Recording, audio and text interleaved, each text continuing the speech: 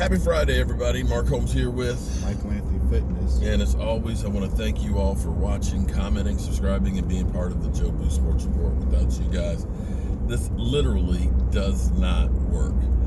You know, we've got 4 games left for the Dallas Cowboys season unless some kind of a miracle happens and the Giants and the Washington team fall flat on their face and somehow our team catches lightning in a bottle. So we have 4 games left to our season. And, the season's been a disappointment. But one thing we can look at as we go forward, Mike McCarthy is now, kind of getting after the players about, their play on the field. He's talking about his coaching staff and says there's not a lot of cohesion because of COVID and, that it's just, he's pointing a lot of this to COVID and saying that, listen, we didn't really have a fair shake. Now, I don't know if that is him trying to shed himself in the best light and things like that. But one of the few things that has gone right this year was actually the draft for us. Wouldn't you agree on that? Because you look at, and this is the thing, I keep hearing so many people that say, don't pay Dak Prescott because if you pay Dak, we can't get the defense better. Well, right now we got $22 million in dead money. Not all of that is the guys we signed this year. A big chunk of that, I think $6 million or $7 million of that is Travis Frederick. But the rest of that money is money that we spent on Brandon Carr, on Clinton Dix, Don Terry Poe, Emerson Griffin, all of these guys, Darryl Worley, that we brought in trying to help our defense. In actuality, the only players that you look at that played well and stepped up for us this weekend were like Aldon Smith. That was a good signing, a guy who is trying to get established and get himself back in there. Randy Gregory has played well in spots and stuff as he's come back, but he's still a very, very raw one. Diggs, guy we drafted. You looked at him, unfortunately he got injured, but you looked at him and said, yeah, he's probably our best cornerback that we've had. So that situation worked well. CeeDee Lamb, although without Dak Prescott, is not as good as he was with Dak Prescott. He definitely has raw talent that you can look at and say, yeah, this guy is going to be real good. He's a lot better than, I dare say, Rhaegar for the Eagles. Oh, yeah, definitely better than Whiteside for the Eagles. I think that's due to their quarterback situation than anything else. But the one guy that I wanted, and see, here's the thing that's crazy about the Cowboys, is we keep hitting our head on the wall and doing the same thing over and over. They always love the wide receivers, Of course, we had traded for Galloway and Roy Williams. We had the TOs. We've gone through and drafted Des Bryant. We, of course, got CeeDee Lamb. They love the glamour positions there. But see, it's really the big uglies that make the difference. And the Cowboys just don't believe in the defensive line. Well, that offensive line we found out is really important for your offense to go, and that defensive line is really important for your defense to be able to go. And linebackers, of course, but linebackers, that's a whole nother day. That may be a couple of days when I get to the linebackers. But one guy that I loved, and you guys, you can look it up. I told you I wanted the Canadian bulldozer, Neville Gallimore. I hope I said his name. I just can't get it, okay?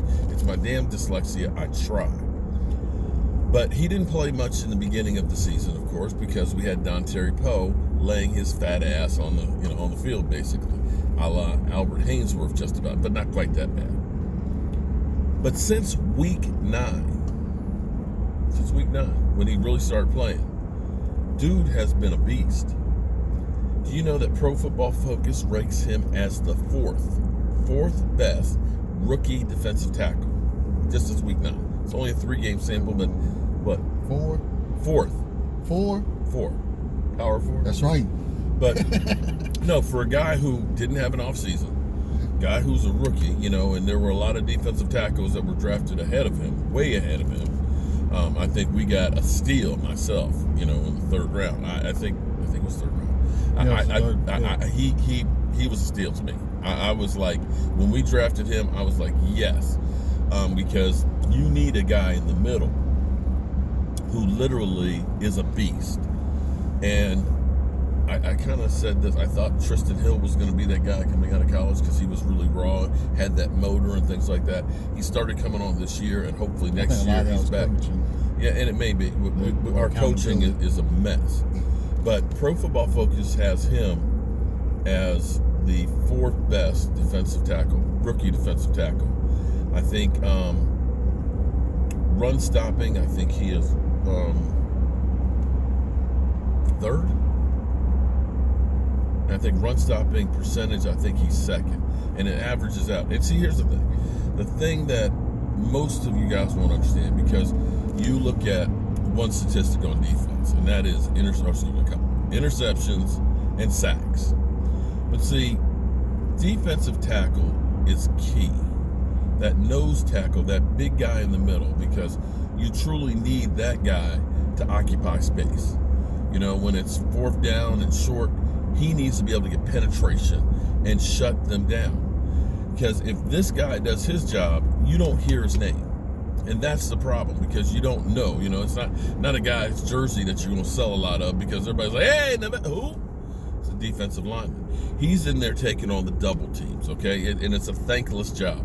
He's the guy in there on the run stopping. He is the guy that's keeping the guards from getting to the linebackers. So the linebackers, if they're not just kind of sitting on their ass and taking bad angles, should be making great plays because they're wide open and free. And if this team's defense is ever going to turn around, it's going to be in the middle of the field with the defensive tackles as well as safeties. So I'm actually, as far as our defense goes, when I think about Tristan Hill coming back next year, you know, he again scratched the surface. You got to watch those gator rolls. You can't do that. That guy's pretty good. I think Randy Gregory, if he's able to have a full off season and things, and being able to get his grown man body on, that guy will end up being a beast and be a great compliment to DeMarcus Lawrence. And DeMarcus Lawrence getting another year of getting himself past that shoulder injury and things, and a chance to heal this offseason, that, you know, you got no choice. He's got a whole boatload of money. But that he will end up doing well. And if we end up keeping Antoine Woods, to me, that's the basis of a good defense. Now, we got a lot of problems with the defense, you know, and people will go through and say, you know, it's COVID. You got a lot of players injured. We don't have a lot of players that are injured on the defense. Not like the offense. I mean, the offense, we've got literally the whole offensive line has been destroyed. You've lost the quarterback. You've played 4 different quarterbacks this season. If you play 4 different quarterbacks this season, you can't even call it a season. You're screwed, right? Screwed. I can look at the injuries on the offense and say, yeah, when those guys get back, when Dak comes back, you know, when La'el Collins comes back, when Zach Martin and Tyron Smith come back, that offense will be night and day different from where it was. I look at the defense and the injuries that we've had, and I'm not feeling that same thing, that it's injuries that have destroyed that defense. We've got a lot of cornerbacks that are on the last year of the deal. Xavier Woods, Jordan Lewis,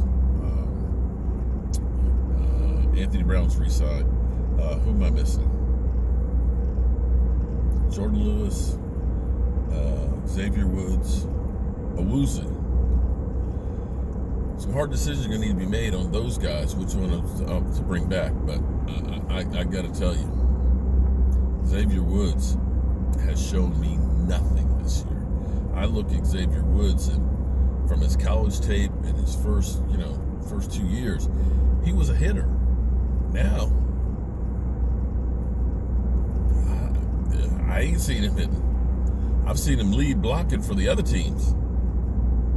But at least in the draft, we did good. Oh, and I'll put in there for the draft too, Tyler Badass. He's back on the field and is in the protocol to get off of IR, so he may be back as well. So as we look going forward, this is the case of getting Dak Prescott re-signed, because you're going to get a quarterback that's going to get the offense to go. And instead of saying, let's take a whole bunch of money and spend on the defense, shit doesn't work.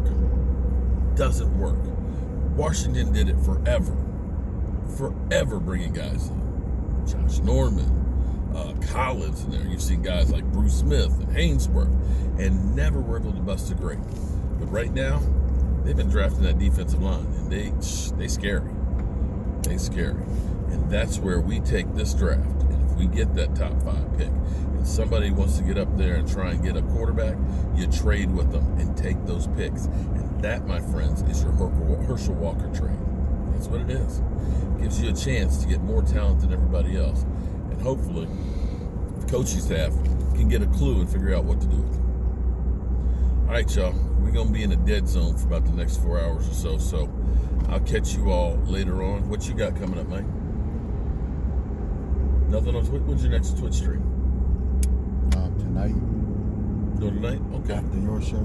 After my show, you'll be twitching. MAF_reactions. There you go. On Twitch. Did you get that?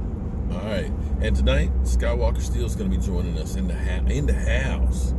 We'll definitely be talking about the Dallas Cowboys and where they go from here. All right. I'll see you soon.